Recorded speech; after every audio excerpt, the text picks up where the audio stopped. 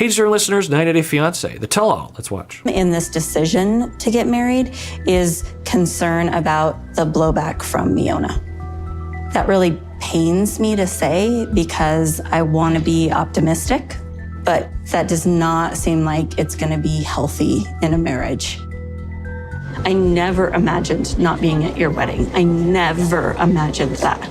It's interesting to see this again and the echoes of it happening with Jibri, that the parents seemed convinced that him and Miona would not work out, even though from his perspective it was a good bet that they were. He was clear with her, the mom, early in the season that, well, maybe things won't work out, but I think they will, and I'm willing to take the risk because I want to marry her, which was a very mature way of responding at the time.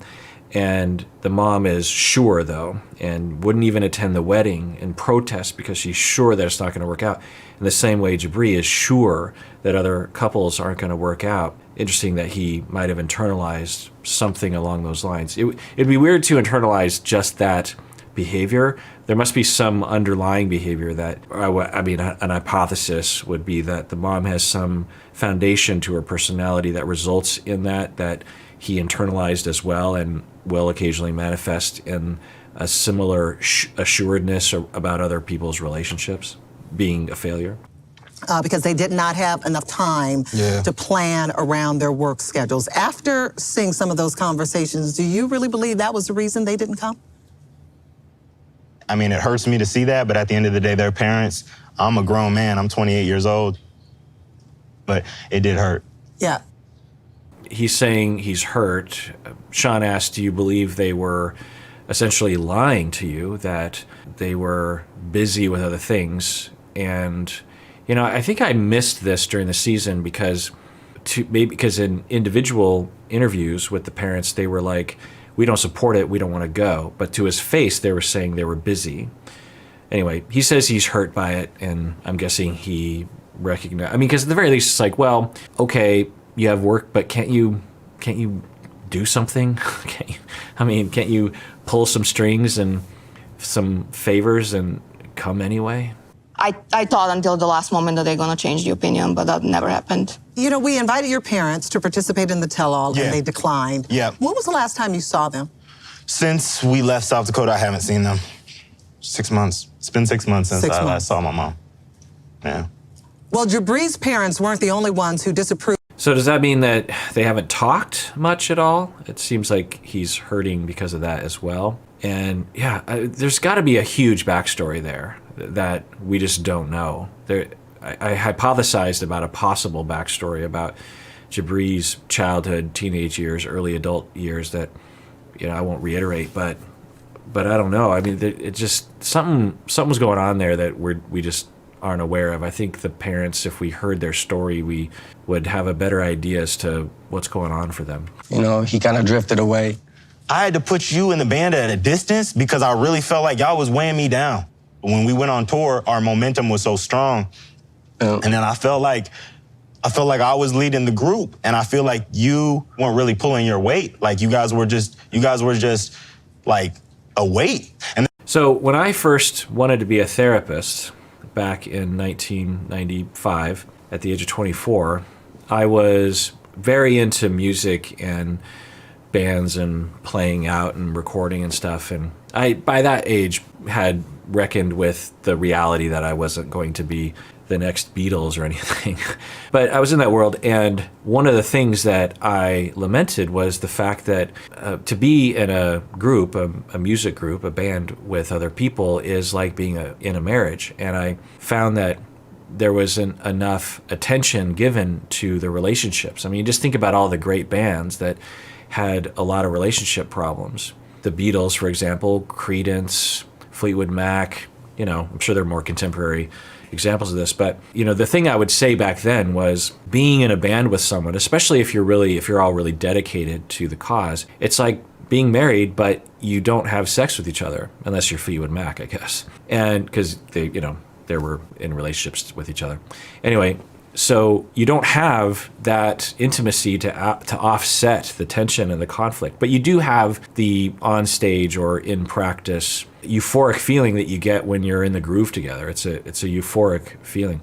So I thought when I first became a therapist, my plan, my very naive plan, was that I was going to specialize in being a therapist for bands. That was my goal. I don't remember when I learned this, but at some point early, maybe in my graduate degree, I learned that there's not a market for that. I could hang a shingle and say, I'm a therapist for bands, and no one was going to hire me for that. So I had to pick more mainstream population groups. Not that there isn't a need for it, but I just think that there isn't a realization that that could help, or that there's an option for that. There are some famous examples, like I've seen a session with the Smashing Pumpkins. I remember seeing that. I think that was mainly for a goof. But then with Metallica, they had a documentary in which they hired, I think on the road, they hired a therapist to travel with them and to help them out. I remember thinking it was a pretty good depiction of what therapy could look like for them. And, you just think of Metallica, especially back in the day, in the 90s and the 80s, they were pretty, rough and tumble guys. And to see them talking about their feelings. And I think their drummer, Lars, I think he kind of leads the way with that, seemingly. Anyway. And there's another Kirk in that band, Kirk Hammett. Anyway.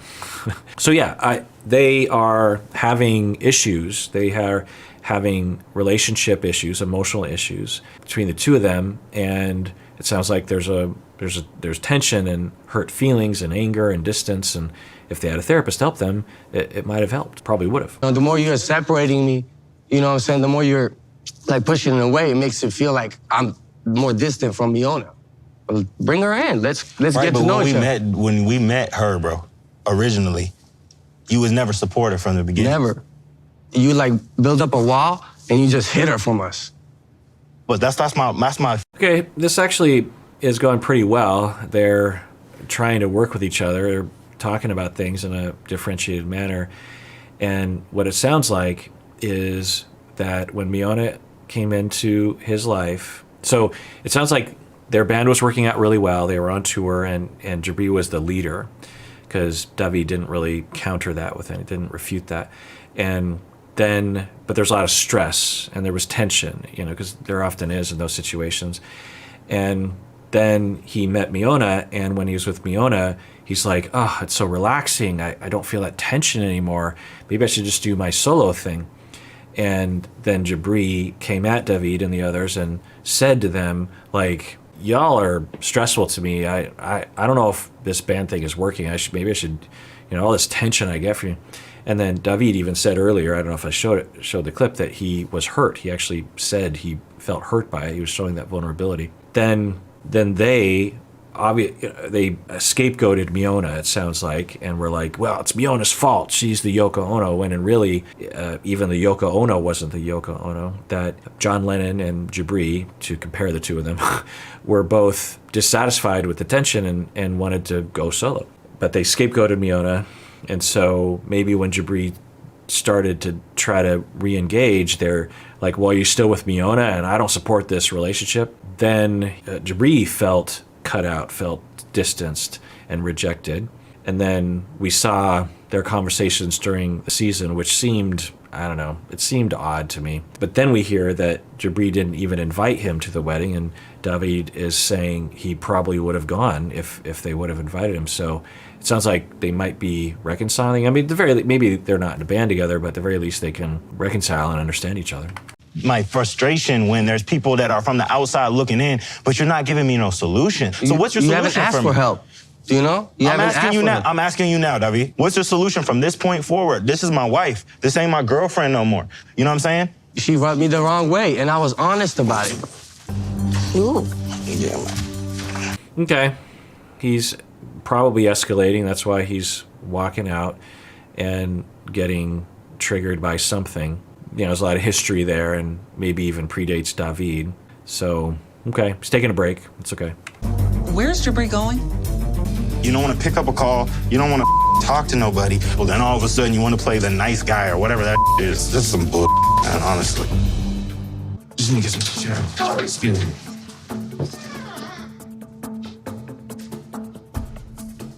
What's going on, guys? Like, why?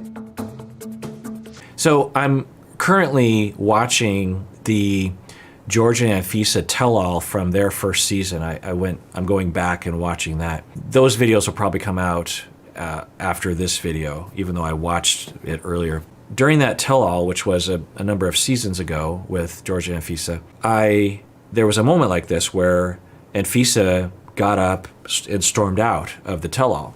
There was no music, there was no tension music, there was no spit take reactions. She just walked out, and George followed her because her microphones were kind of ripping out, and he was like trying to help her. And she went out, she took a break, and then a while later she just came back on the show, and they just picked up where they left off. And Sean was asking some really great questions in a really great tone, and it wasn't heavily edited. And Sean had, I think, room to breathe. She could ask questions that built on each other. And we got places with George and Anfisa on that tell-all that were very deep and complex. And I contrasted that with, I was like, the tell-alls in the past were so much different. This tell-all is pretty great, especially in comparison to the season, in my opinion. But I did contrast that previous tell-all with George and Anfisa with, I don't think they would have done it. I feel like if someone storms out, they have to highlight it. They got to play the tension music, and they've got to follow them out, and they've got to ask everyone. They highlight it in this really Jerry Springer manner. And it's just like, just move on. Like, he's upset and he's walking out. Like, stick to there's an actual drama here. You know, that reality TV, I'm not a TV person, so I'm an idiot when it comes to this sort of thing. But for me as a viewer, there's drama there. There's drama between David and Jibri that you could capture. But you don't. But I think they focus on, well, Jibri it's sort of a highlight or something that they want to highlight, and so Jibri walks out. Like, okay, we gotta create all this tension. We gotta really highlight it. But when Anfisa walked out, there wasn't anything. She just walked out like, oh, okay, well, she wants to take a break. Then she came back, and they just continued the conversation. And it was gripping TV for me, watching George and Anfisa on the tell-all. No tension music, no Jerry Springer aspects, just their relationship. The relationship between David and Jibri is fascinating. There's probably a lot of stuff there. You don't have to manufacture things. You don't have to create visual drama. You know, just ask them, what's going on? How do you feel? David, how do you feel? You know, what do you want in your relationship? There's a lot of drama there. Just stick to the grounded reality of things instead of, I don't know. I could be an idiot because obviously, I always think like, because sometimes people are like, you should have your own TV show, you know, where you therapize people on shows. And I'm 100% sure that if I had control over a TV show, it would be the most boring thing on TV because I would engineer something that was a lot of yammering and a lot of long, boring conversations, but were very important, you know, because that was actually one thing that I realized early in my career was to be a therapist, to be a client, particularly in some sessions, is some of the most dramatic, intense experiences you could ever have in your life. But I would film or audio tape my sessions, and I would play them back for my supervisors or even just back for myself to learn from them. And they just seemed so boring because you're not in the room. You're not part of it, right? You're an outsider. You don't feel the tension. You don't feel the sweeping emotions and revelations that are happening in a session. And so along those lines, I would, you know, and this is why there's not a lot of gripping movies about therapy unless the therapist has sex with their clients or kills their clients or stalks their clients, you know. So far be it for me to criticize one of the most successful TV franchises of all time.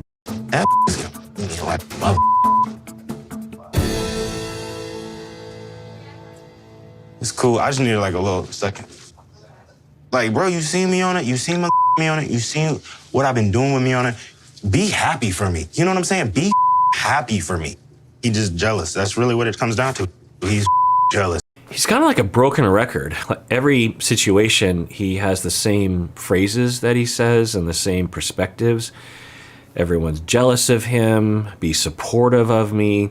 My guess is that he's stuck in a loop that he was traumatized in when he was very young, as a teen or something, maybe younger. It's his go-to perspective about everything. His mom is jealous of him, his dad is jealous of him, his best friend is jealous of him, the world is jealous of him. And it's just interesting to think, like, where does that come from? Is he the jealous person? Is he projecting jealousy into other people as an unwanted aspect of self? He see me, you see what I'm doing, but you don't make no effort towards anything. And then you come in here and act like you nice and everything's all handy. Like, that I could see. I could imagine that being somewhat true, at least from his side, that he really tried in his way to bridge the gap between him and David wasn't receptive or blew him off or came across that way.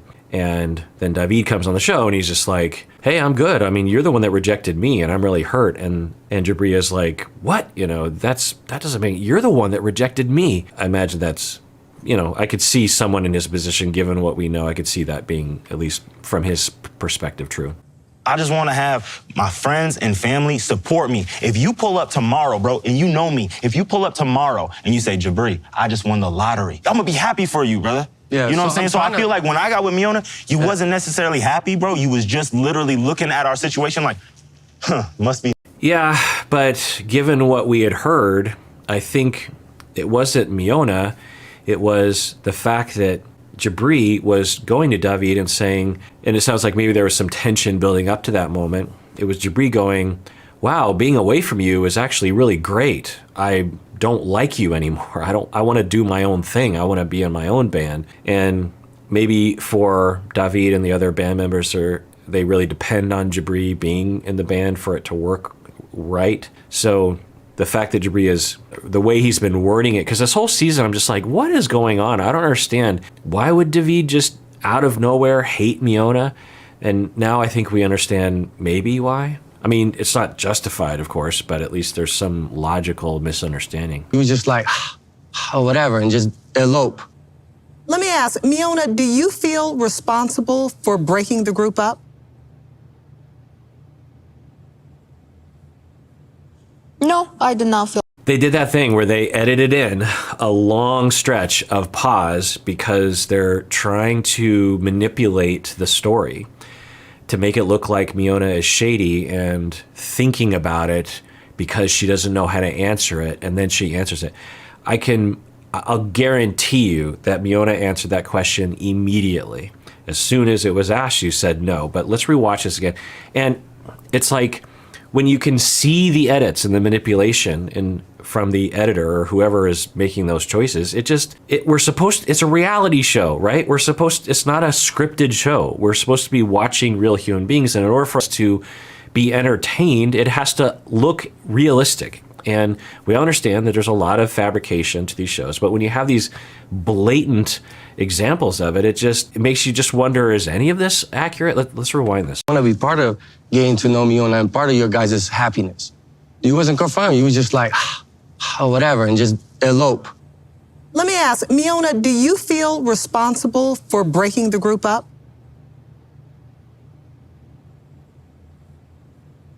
No, I did not feel. 5 seconds? Really? 5 seconds of silence when there was probably 0.5 seconds. Because I've said this before, that as a therapist, I am curious about human beings and their lives. And two, if I'm going to use this as a jumping off point, there has to be some realism to it. There has to be some truthfulness to it, right? It can't just all be fabricated. And I'm guessing that most of it is not fabricated. I'm guessing that Jibri does indeed have an issue with his parents, and that Thais does have an issue with John, those kinds of things. But just let the drama be real. Let the story play itself out. It's dramatic enough. There's drama here. You don't have to edit it in. Isolated himself from the people that loved him, like David, like his parents. Does anyone feel that way? Yeah, I mean, 100% is Miona. If Miona wasn't in the picture, he was to stick with his band. Miona, he didn't isolate himself with Miona because... But there would be some other Miona. Sorry? If it was... Right, exactly.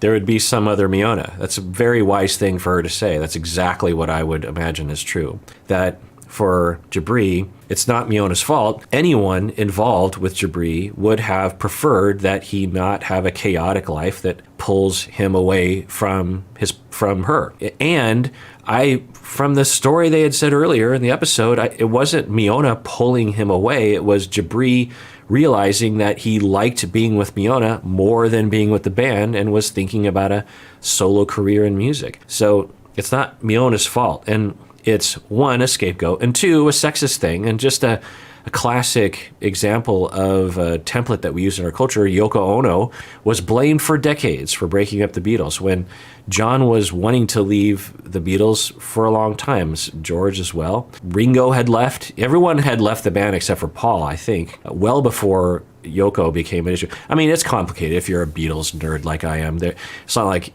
Yoko had nothing to do with it. I mean, but John wanted Yoko there. Anyway, Yoko didn't insert herself. Listen to my whole deep dive on John Lennon and the psychology of John Lennon episode. It's impossible for me to know, but I'm a big enough John Lennon and Beatles nerd to know enough to make some, hypotheses about why he was the way that he was. And for John Lennon, he went through tremendous abandonment and abuse up until the age of 4 or 5. And probably was neglected his entire life. And then he, dated around, and then he married Cynthia. They had a lot of issues because John had issues. He literally has a song, "You better run for your life if you can, little girl." I mean, John had a lot of issues, intimate partner violence issues, drug abuse issues. He meets Yoko Ono, and for the very first time, maybe aside from Paul, him and Paul McCartney. But of course, his relationship with Yoko Ono was more intimate and more deep. And so he finally found someone that he had fallen in love with and that he felt could fulfill his attachment needs for the very first time in his life. And so he dove deep into that relationship. It's all he wanted to do. It was intense for him. I think due to his potential disorganized attachment, he had a complicated relationship with closeness with Yoko. And when they would rehearse and record, John Lennon would bring Yoko into the recording studio not because of Yoko Ono, but because of him, because John Lennon was desperate for closeness and didn't want her to be away from him, and I think had a lot of jealousy as well, didn't want her to cheat on him, that kind of thing. So it's not Yoko Ono's fault. It's, you could say, John Lennon's parents' fault for having traumatized him. And so for Jibri, it's probably not Miona's fault. It's Jibri's issues, or just even his life choices. He just thought, maybe I don't want to live the chaotic life with a band that fights all the time. Wasn't this If Miona? it was not this Miona, there would have been another Miona. Yes. But we made a commitment, Jibri. So you think Jibri broke a promise? No, I don't think he broke it. He broke a promise Yeah, 6 to the months band. into. Right. That's what I think Jibri was saying earlier, that he made a promise. Now, can people change their minds? Yeah. And could David legit feel hurt and angry? Yeah. It sounds like it's all just part of transitions in life. But Jibri at the center just seems to be in this loop of everyone wants to tear down my dreams speak, and everyone's jealous of me. And instead of just saying, well, yeah, I could see where you come from. Jibri could say, part of this is on me because I was not being clear with you, and I said I wanted to leave the band when I didn't really want to leave the band, and actually I'm still kind of ambivalent. I really don't know what I want to do, and there's a part of me that wants to go back to that, but there's another part of me that doesn't. I don't know, I'm just all mixed up. And you, David, treating me like crap in the fall, maybe something like that. Let's see what he says. To it, right when we were at the peak. And then he just broke in and made another commitment, that's what I'm saying, with no communication. So, Jibri, what I hear David saying... And it sounds like, I don't know if I showed the clip from earlier, that David was saying, I didn't even know you were with Miona until I saw it on Instagram. I didn't know you were engaged. I didn't know about anything until I saw it on social media. So being left out like that, like you made a commitment to us, and you could have told us, look, it's over, but we were left in limbo, and then all of a sudden I see on social media that things are completely different. You didn't even have the respect to tell me. I think that's a part of it too, and Jibri might have been avoiding the whole thing. I wouldn't be surprised if Jibri is ambivalent, very confused about what to do regarding going back to that lifestyle and he doesn't have the maturity or the time to think or something, and so he just blames everyone else. Like, well, David, you're a jerk face, and that's why I'm with Miona. And then with Miona, he's like, you're the jerk face because you won't let me be with my band. It's like, well, which one is it exactly? It's probably Jibri at the center, not knowing what he wants to do, which is fine. He can be confused. He could be at a transition in his life, but he doesn't have to blame everyone else for it. Is that you were not a man of your word? Oh, I mean, I didn't follow through. Like, I just feel like you need to do your thing, but maybe the future will hold something different for us. But right now, Jibri's all over the place for us to be together, you know? Okay, so Jibri is entering that mode we saw when he was with his parents, and the parents are like, when are you getting married? I don't know. Are you getting married? Where are you? I don't know. That defeated, I'm a boy in trouble mode, I think he goes into. And he says, yeah, I let people down. Doesn't have more to say looking down.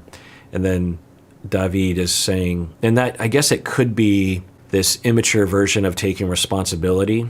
You know, when children take responsibility, it's not the way that adults really take responsibility. Not always. Certainly some kids can be mature than others, but kids will say, I'm sorry, and they mean it, but in a kid-like way. Whereas as adults, we have a much better understanding of what other people are going through. We have more experiences, our brain is more developed, and we have a better chance at understanding really how we affect other people, even before we do things to other people, right? And so when a child apologizes or takes responsibility, it can look something like this, where it's just like, oh, I let people down.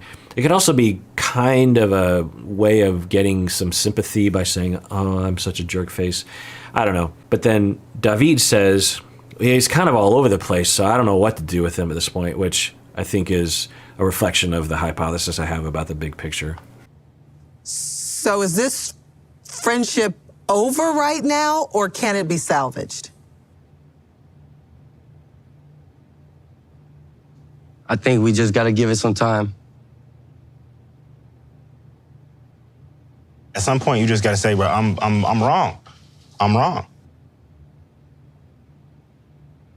Okay, what I think Jibri is fishing for is an apology, some acknowledgement that what he did was hurtful or something.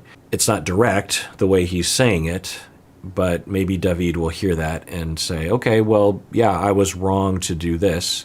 Let's see what happens. You want me to say that I was wrong about Miona? Is that what you want I want you to say you were wrong about Miona. I want you to say, Jibri, I appreciate you as a friend. You've taught me a lot. I've taught you a lot. And just like that, like I can sit here and say, you changed my life. You changed my life. I learned the language because of you. I did this. Thank you. It's gratitude. It's those words. Thank you. I appreciate you. Okay, so Jibri if you follow his, verbatim statements, these are, good. But it's done in such an aggressive way. He's yelling at him. And so it's like, Jibri, you're right. Just bring it down. You're doing good. You don't have to be so yelly at someone. Empathy. I don't know why you don't have that. I do that in many different ways. You call me at any moment for anything, I'm there for you. You know what I'm saying? Like, you changed my life too, in many ways. And maybe I was wrong about Miona. Not maybe, I was wrong about Miona. I feel like she's proven different,